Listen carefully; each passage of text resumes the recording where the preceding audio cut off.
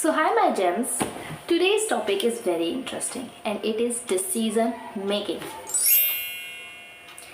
तो अभी एक दो दिन पहले मैंने एक टॉपिक देखा, talk on show, and it was on regret minimisation. सुनने में कॉन्सेप्ट थोड़ा हैवी लग रहा है ना, पर बहुत इजी है. तो जेफ बेजोस जी कहते हैं कि think yourself at the age of 80 and then think that will you regret this decision or not.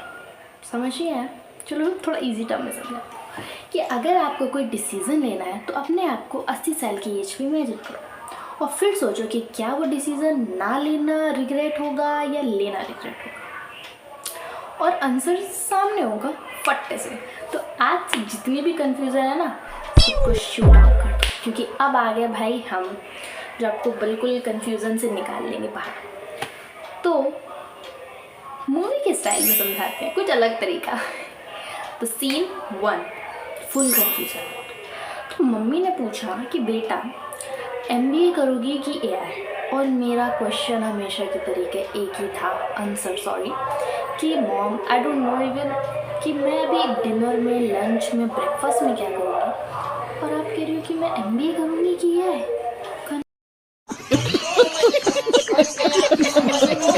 भाई मेरी तो कन्फ्यूज़न ही चलती है. तो तब आती है हमारी जब वी मेट की गीत, सीन 2.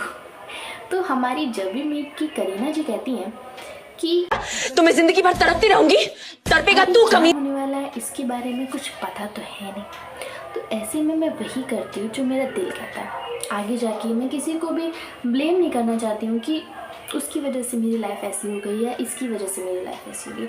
आगे जाके मेरी लाइफ जो भी होगी वो मेरी वजह से होगी. So I will be happy, and this is the simple concept of my life also, बहुत टाइम से.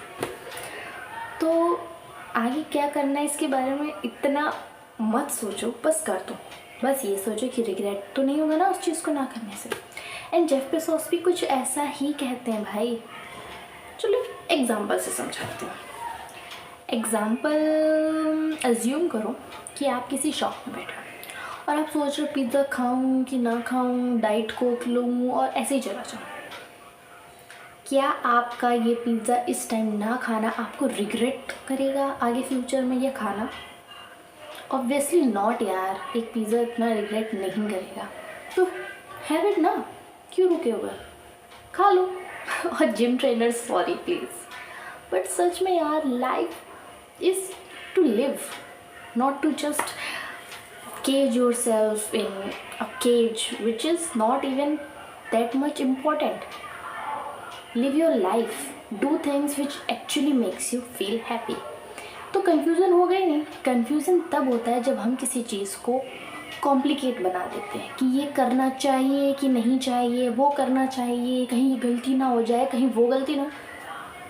अब तो मैंने बता दिया ना क्या करना है. सिर्फ सोचो कि रिग्रेट होगा कि नहीं होगा, बिकॉज होगा कि नहीं होगा, because long term happiness is better than short term regret. समझे नहीं समझे? आपका साउंड स्लो है. आज के लिए मेरा ज्ञान इतना ही, मुफ्त का था ना. नेक्स्ट टाइम कुछ अलग तरीके का ज्ञान होगा. एंड अपना आंसर कमेंट सेक्शन में डालिए कि for you what is confusion, and किस फील्ड में आपको सबसे ज़्यादा कन्फ्यूज़न होता है.